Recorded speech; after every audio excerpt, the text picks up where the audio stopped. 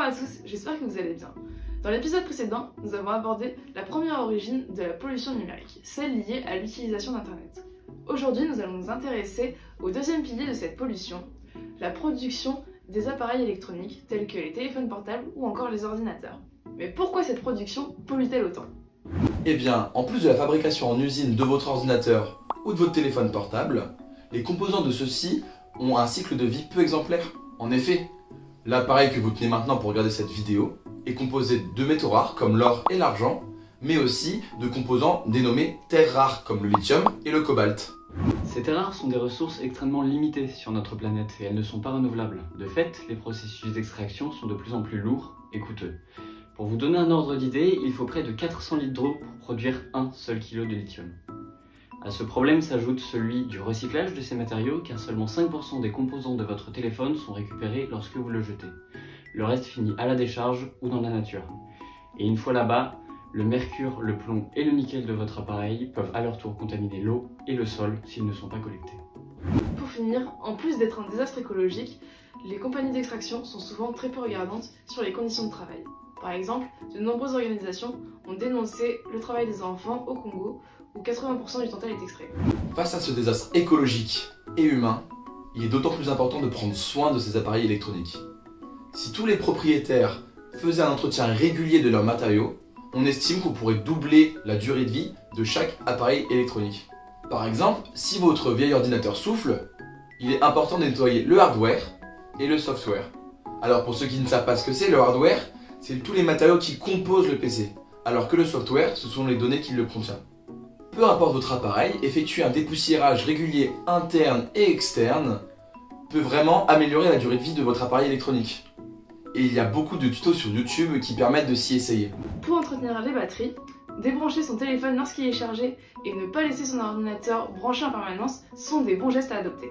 L'utilisation régulière de logiciels de nettoyage d'ordinateur permet de retirer les potentiels trackers et virus de votre ordinateur. Il vous permet aussi de libérer de l'espace. Nous vous conseillons particulièrement l'application CC Cleaner ou encore le logiciel de nettoyage de disques directement intégré à Windows. Et si votre appareil venait malencontreusement être cassé, de nombreux services permettent de le réparer. WeFix by Fnac, Save ou encore le réparateur indépendant à côté de chez vous peuvent tous donner une seconde vie à votre téléphone.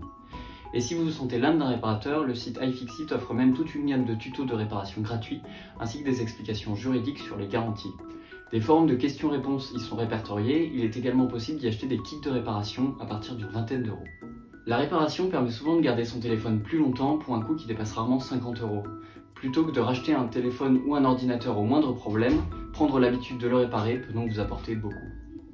Prendre soin de ces appareils électroniques, c'est important. Maintenant, c'est vrai que c'est une pratique qui a ses limites, pour plusieurs raisons.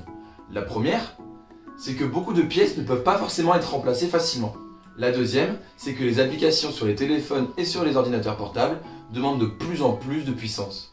Parfois, la meilleure solution, c'est de racheter un appareil.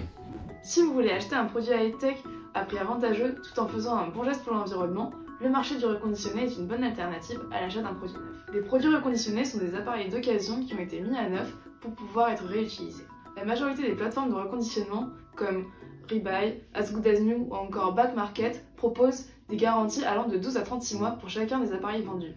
Le reconditionné est donc un bon moyen de donner une nouvelle vie aux produits high-tech sans prendre de risques. Que vous décidiez de vous tourner vers du neuf ou du reconditionné, il est également très important de regarder l'indice de réparabilité du téléphone ou de l'ordinateur que vous voulez acheter. Lancé en janvier 2021, cet indice est un score sur 10 points qui indique à quel point un appareil peut être réparé facilement. Il est calculé en fonction de l'accessibilité de la documentation, du prix et de la disponibilité des pièces détachées et de la démontabilité du téléphone. Par exemple, le Fairphone 3 Plus, qui est un smartphone modulaire dont les pièces sont facilement remplaçables, obtient la note de 8,7 sur 10. Ce n'est pas parfait, mais c'est un grand pas en avant par rapport à l'iPhone 11 Pro Max, qui obtient seulement 4,5 sur 10. L'entretien et le bon recyclage du matériel informatique sont des gestes simples qui peuvent avoir des conséquences importantes sur l'environnement. En parallèle, il est de la responsabilité de chacun de vérifier les conditions de production des produits high-tech que l'on achète et des conséquences humaines et environnementales.